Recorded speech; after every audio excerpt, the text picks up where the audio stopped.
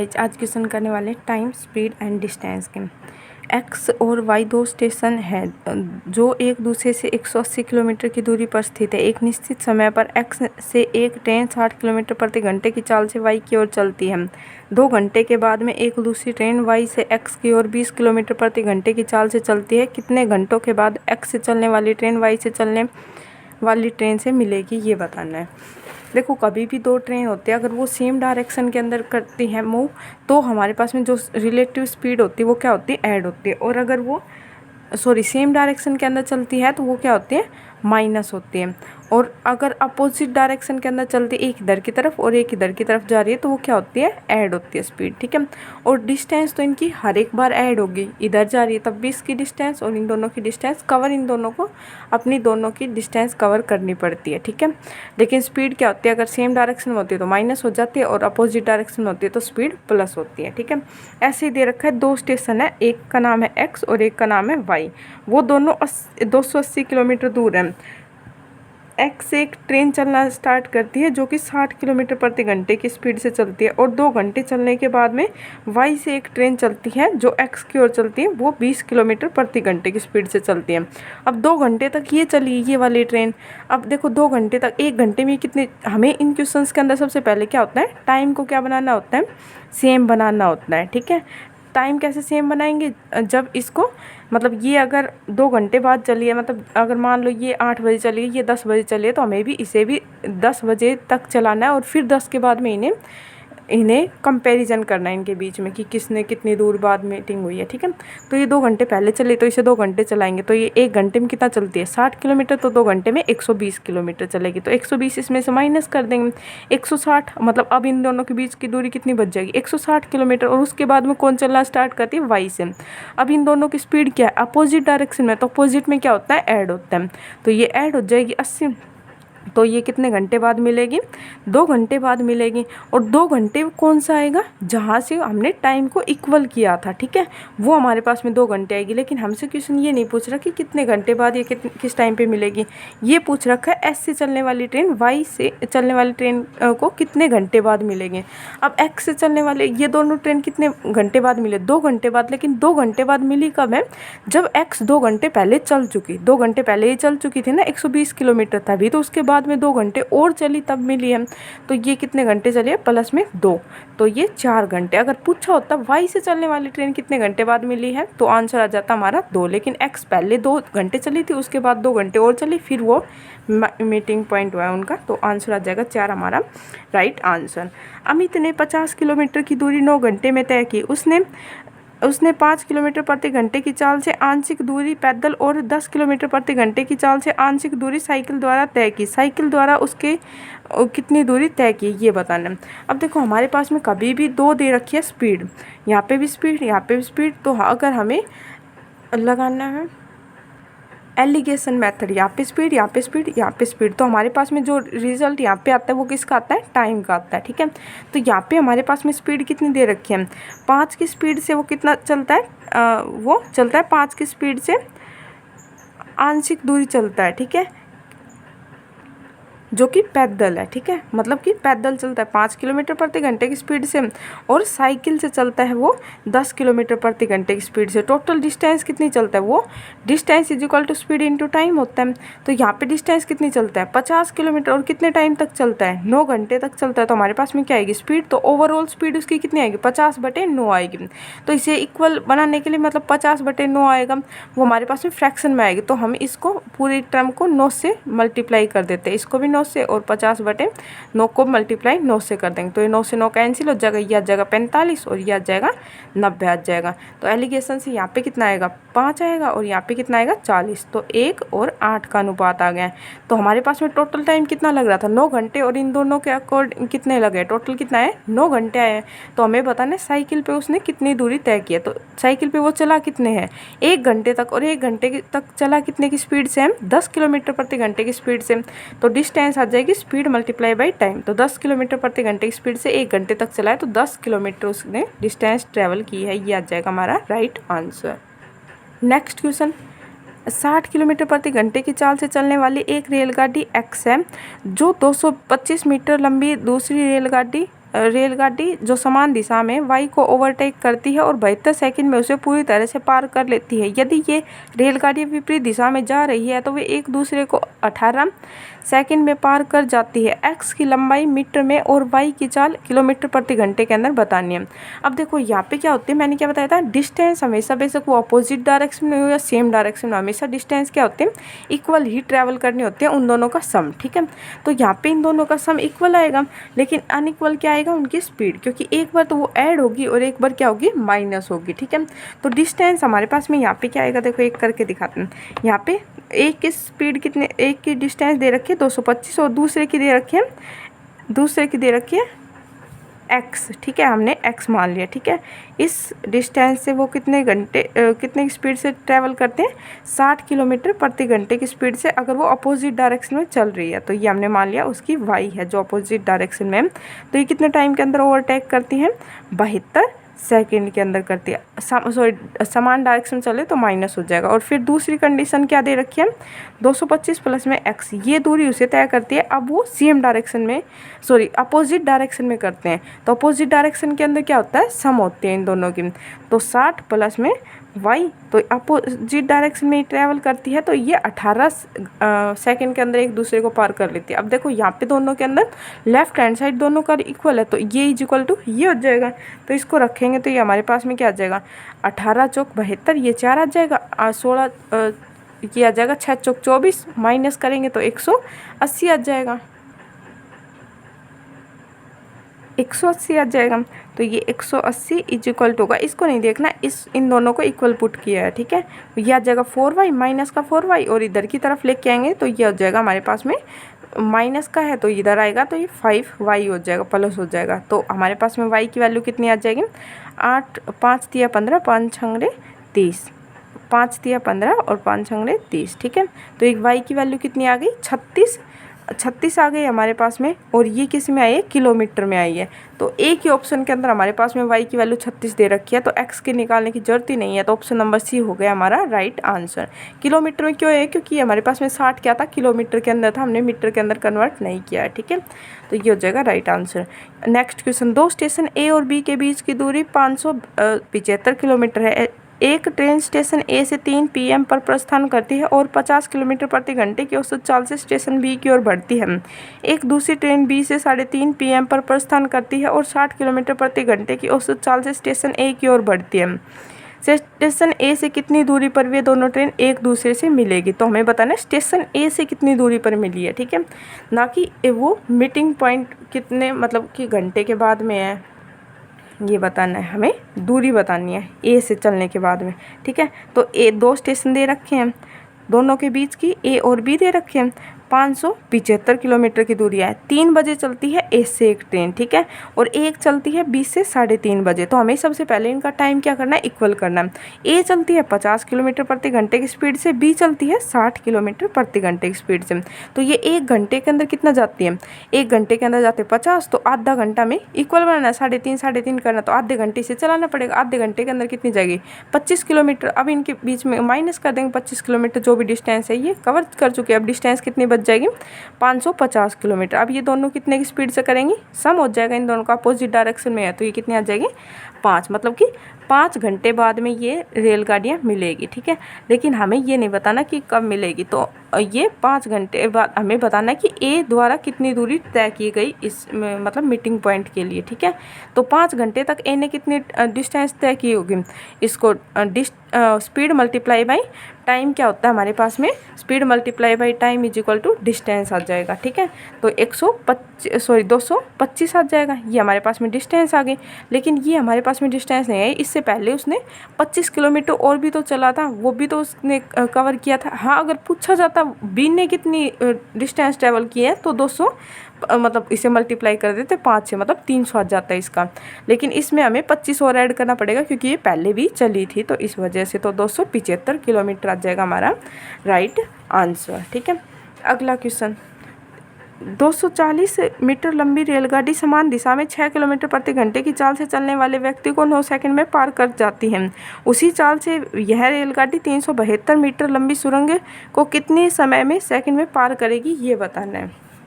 अब 270 240 मीटर लंबी रेलगाड़ी समान दिशा में 6 किलोमीटर प्रति घंटे की चाल से चलने वाले व्यक्ति को पार करते हैं। तो कभी भी किसी भी व्यक्ति को या खंबे को या पेड़ वगैरह को पार करती है तो ट्रेन है वो अपनी डिस्टेंस कवर करती है।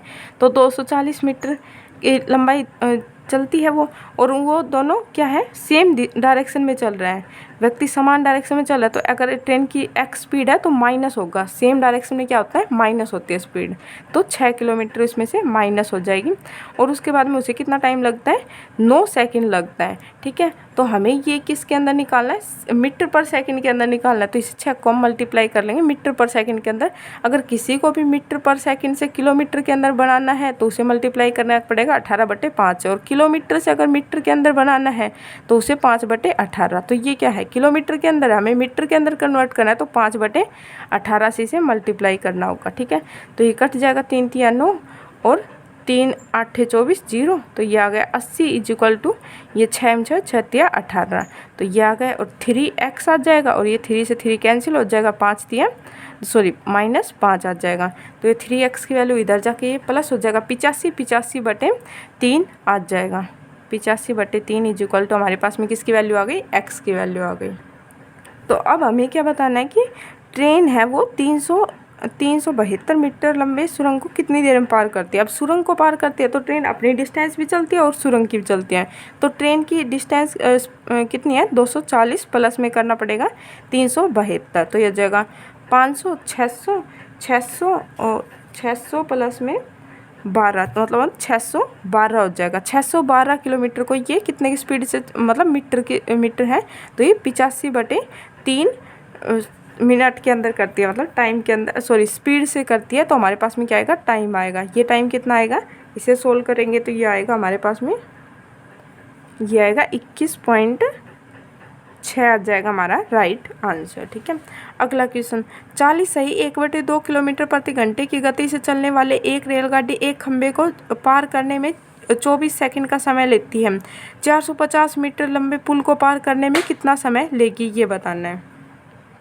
अब देखो यहाँ पे किसको पार कर दी, खंबे को, तो वो क्या चलेगी, अपनी ही डिस्टेंस चलेगी। ठीक है, तो हमने मान लिया उसकी डिस्टेंस कितनी है, x है। ठीक है, तो x डिस्टेंस से वो कितने की स्पीड से चलती हैं, 40 सही 1/2। तो इसे कन्वर्ट कर लेंगे मीटर पर सेकंड के अंदर, क्योंकि हमारे पास में जो टाइम दे रखा है वो सेकंड के अंदर दे रखा है, और एंडिंग में भी हमें सेकंड के अंदर कन्वर्ट करना है। तो यह जगह 81/2। इसे मीटर के अंदर कन्वर्ट करना है तो 5/18 से माल्टीप्लाई कर देंगे, और टाइम कितना दे रखा है, 24 सेकंड के अंदर पार करती हैं। तो जो कट रहा है उसे कट कर देते हैं, 9 दूनी 18, 9 9 81, ये 2 दूनी 4 और 4 6 24।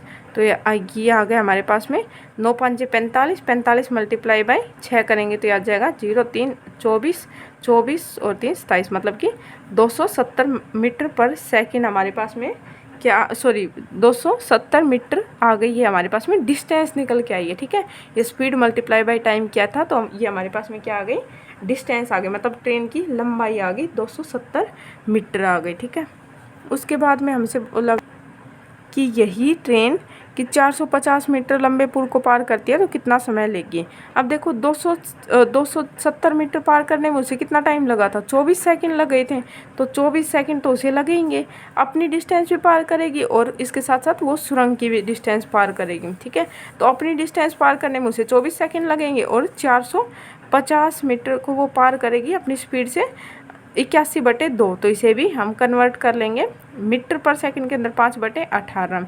तो ये कट क्या आ जाएगा, 2 9 9 5 45 10, और ये मल्टीप्लाई बाई 4 हो जाएगा ऊपर जाके, मतलब ये 40 हो जाएगा। तो 40 प्लस में 24 आ जाएगा हमारे पास में, 64 सेकंड आ जाएगा हमारा राइट आंसर। नेक्स्ट क्वेश्चन, एक समान चाल से चलते हुए किसी रेलगाड़ी को 370 किलोमीटर की दूरी तय करने में 100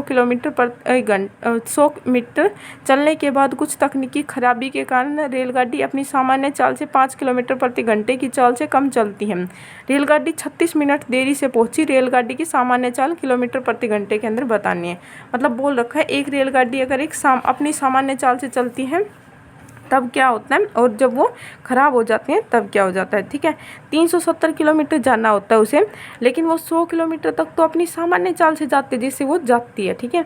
लेकिन उसके बाद में बचा कितना, 270 मीटर, उसमें वो क्या होते हैं, डगमगा जाती है, मतलब उसमें कुछ तकनीकी खराबी आ जाती है और वो लेट हो जाती है। और लेट किस वजह से होती है, क्योंकि उसने अपनी स्पीड कम कर दी। कितनी कम कर दी, 5 किलोमीटर प्रति घंटा, उसकी वजह से वो 36 मिनट की देरी से पहुंची है।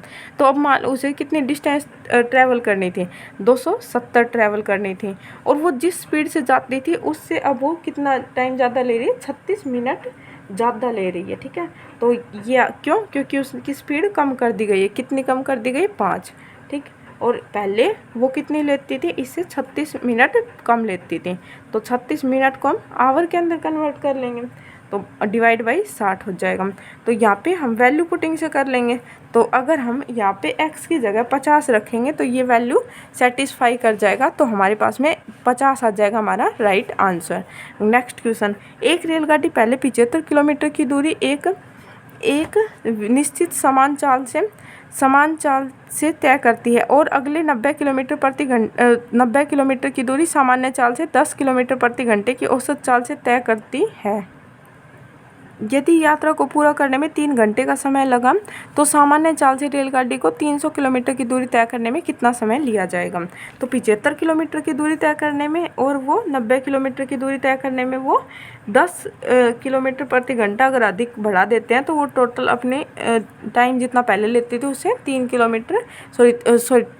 घंटे लेती है। अगर वो अपनी स्पीड से 70 पहले वो जाती है 75 किलोमीटर जाती है, हमने मान लिया उसकी सामान्य चाल कितनी थी x, फिर उसके बाद में जाती है वो 90 किलोमीटर, और 90 किलोमीटर कैसे जाते हैं, अधिक कर दी जाती है उसकी औसत चाल, जो भी हमारे पास में x थी तो x से 10 बढ़ा दी गई है, ठीक है।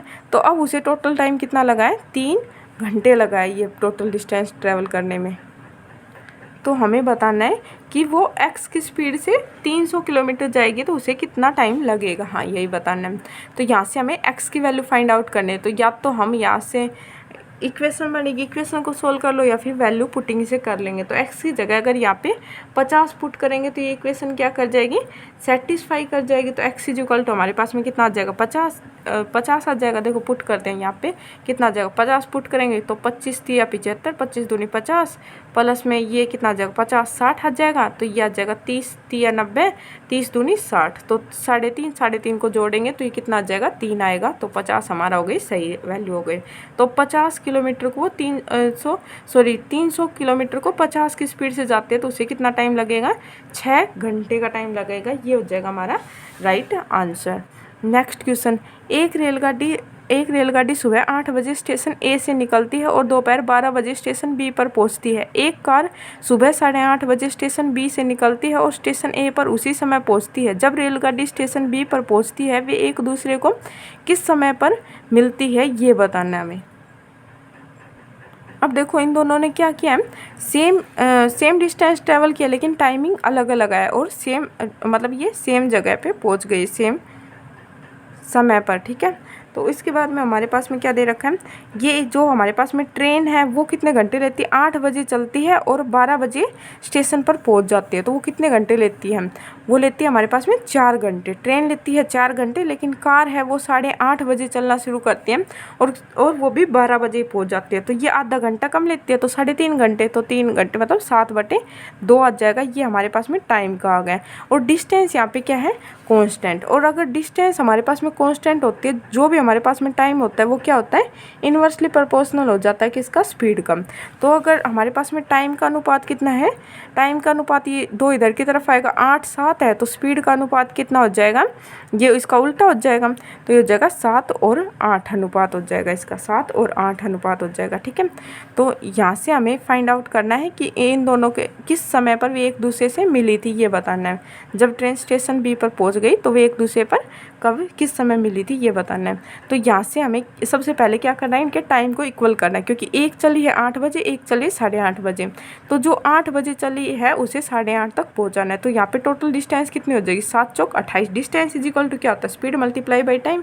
तो distance time multiply by speed कर देंगे तो यहाँ पे हमारे पास में क्या आ जाएगा, डिस्टेंस। तो डिस्टेंस टोटल कितनी आ गई, 28 आ गई। 28 यूनिट उसे चलना है, ठीक है। लेकिन 28 यूनिट उससे पहले उसे कितना चलाना है, आधे घंटे तक चलाना है। तो 1 घंटे के अंदर इसकी स्पीड कितनी है, 7 किलोमीटर प्रति घंटा। तो आधे घंटे के अंदर कितनी चली होगी, 3.5 चली होगी। तो 3.5 इसमें से माइनस करेंगे तो ये 24.5 किलोमीटर अब इन दोनों को चलना है, ठीक है। और किस स्पीड से चलना है इन दोनों को, अपोजिट डायरेक्शन में है, अपोजिट डायरेक्शन में है।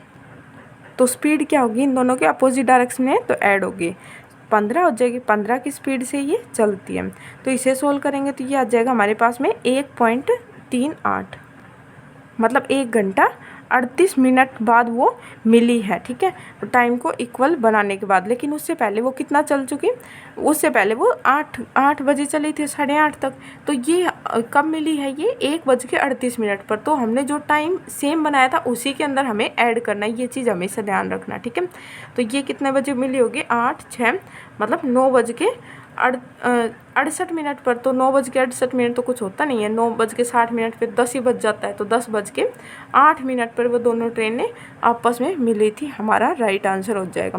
नेक्स्ट क्वेश्चन, ए को 160 किलोमीटर की दूरी तय करने में बी की तुलना में 8 घंटे अधिक समय लगता है। यदि ए अपनी चाल को दुगना करता है तो उसी दूरी को तय करने में उसे बी की तुलना में 3 घंटा अधिक समय लगता है। तो बी की चाल किलोमीटर प्रति घंटे के अंदर बताने की क्या होगी। देखो ये दे रखा है, एक स्ट्रक्चर बना लेते हैं इसकी।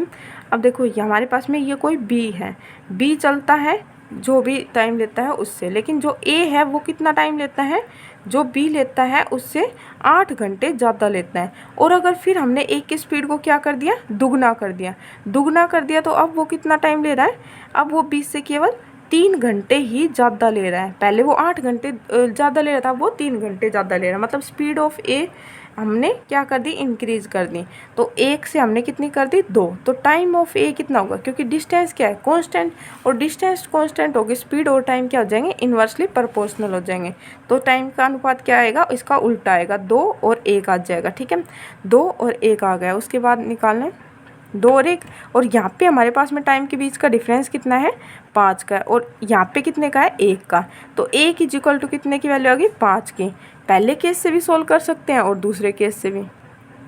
पहले केस से अगर सोल्व करते हैं तो यहाँ पे कितना आएगा हमारे पास में, एक का टाइम कितना आएगा, 5 दूनी 10, मतलब कि 10 घंटे ए ने लिए हैं। तो ए ने अगर 10 घंटे लिए हैं तो ए ने कितने घंटे ज़्यादा लिए हैं 20 से, तो हमें बी का टाइम निकालना है। तो 20 से कितने घंटे ज़्यादा लिए हैं, 8 घंटे ज़्यादा लिए हैं। तो इसमें से 8 अगर माइनस कर देंगे तो कितना आएगा, 2 घंटे। और ये 2 घंटे किसने लिए हैं, बी ने ट्रैवल करने के लिए हैं। तो बी की स्पीड कितनी मतलब बी के द्वारा लिया गया टाइम आ गया कितना, 2 घंटे। और बी को कितनी डिस्टेंस ट्रैवल करनी, 160 किलोमीटर, और 2 घंटे के अंदर करने, तो उसकी स्पीड कितनी आ जाएगी, 80 किलोमीटर पर आवर आ जाएगा हमारा राइट आंसर। या फिर सेकंड केस से करना चाहे तो उससे भी कर सकते हैं। अब देखो यहाँ से इसका टाइम कितना आएगा, 5 घंटे, और 5 घंटे क्या है, 3 घंटे ज़्यादा है जो बी के द्वारा लिए गए हैं। तो 3 इसमें से माइनस कर देंगे, यहाँ पे कितनी आ जाएगी बी का, मतलब बी के द्वारा लिए गए 2 घंटे लिए गए उस डिस्टेंस को ट्रैवल, और वो डिस्टेंस कितनी, 160 किलोमीटर को 2 घंटे की स्पीड से ट्रैवल, 2 घंटे के अंदर ट्रैवल करता है। तो स्पीड क्या आ जाएगी, 80 किलोमीटर प्रति घंटा। मतलब दोनों केसों से किसी से भी कर लो सेम आंसर आता है। आज के लिए इतना ही, थैंक यू।